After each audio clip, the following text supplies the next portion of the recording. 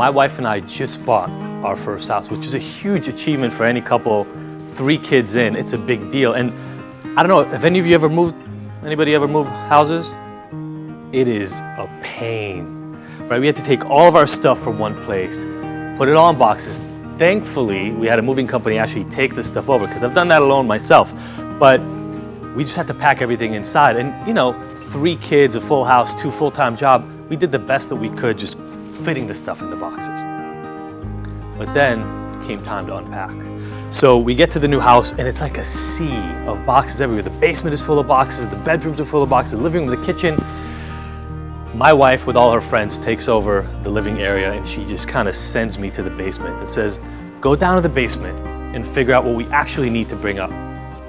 So, like I learned as a good husband, I do exactly what my wife says, and I go downstairs. And there are like 40 boxes down there. And some say garage, and others say living room. And so I just start opening them up. And I start digging through just one by one. And the room is filling up with stuff. And I'm trying to take whatever I can upstairs. And eventually I get to this one box and I open it up. And I look inside. Have you ever seen what happens to Christmas lights when they spend hours and days in a box being rattled back and forth? I have. And as I reach in, I grab what looked like just a ball. It was like a ball of Christmas lights. It had nothing to do with where they were supposed to be in the end. I had those the twinkling ones that are on copper wires, and then I had the green, really thick ones that were supposed to go in front of the house. I just had this huge ball of Christmas lights. And normally, I would just throw it out. But my wife gave me a task, and I'm supposed to try to do what I can do. So I say to myself, I'm gonna solve this. I got a PhD, I can unravel some freaking Christmas lights. And so I start going. And the first thing I try to do, I don't know if you've ever done this before, but I try to pull where I see some space. I try to go, maybe if I just pull right here, it'll release. And maybe right here, if I can unravel this little knot. And it gets worse and worse. And the ball's getting smaller, but that's not a good thing when you're trying to unravel a bunch of Christmas lights. And just then, I find a little end. It was literally like just the length of my finger, just a few inches, the end of one of the wires. And that's like a blessing when you're trying to do one of these things. I say, you know what? I'm gonna stop everything else. I'm gonna focus on that one little ending. I'm gonna see where it goes. And so now this becomes like a game. It's less frustrating, but it takes so much time. I take that one end and I loop it around the one piece of wire that was unraveled around, and then around the bigger piece, and I start digging where it goes inside the ball. And I'm so just entrenched in this job right now. And then 15 minutes later, I've got like this much of the wire out. But I feel better. You know, I had 4 inches and now I'm at like 1.5 foot of wire. So I'm in now. And I keep going and going. And eventually I get that entire copper wire with its battery pack and everything just completely released. And I learned, so I wrap it around itself so that never happens again. And then I just dive right back in. And I go through one wire and then another and another. And 3 hours later, I've got them all laid out in front of me.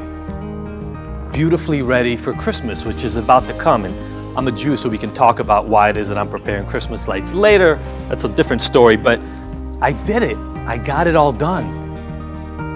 And just in that moment, it hit me. It hit me that the same job of untangling the mess of those Christmas wires was, in the last 2-3 hours of my life, was exactly the same thing that I help people do in my work as a life coach and an addiction specialist every single day. You see, because people show up for us all the time and their life is just a mess. It's just a tangled, worn out ball of a mess when they come to see us.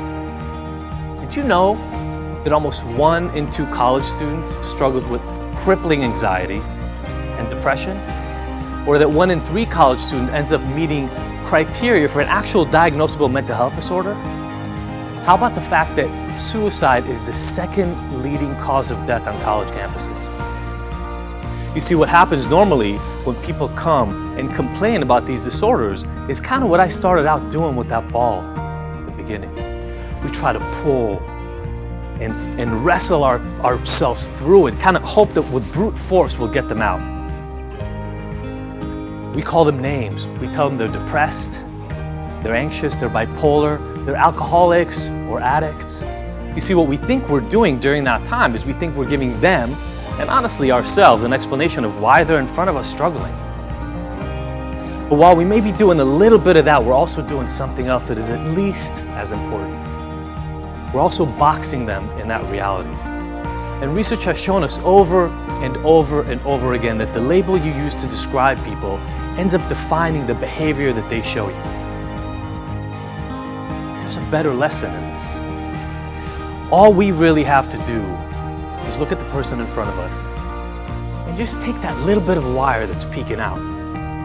That little bit. And we take that wire and we just follow where it goes. Through the stories and the experiences, whatever that person knows to bring to us. And it takes time, and it's frustrating. It's not a simple answer, and you can't just pull your way out of it. But if we do that and we do it well, after a few hours or maybe a few weeks or a few months, we end up with this beautiful whole person that is shining, just like those Christmas lights are going to this Christmas. Thank you.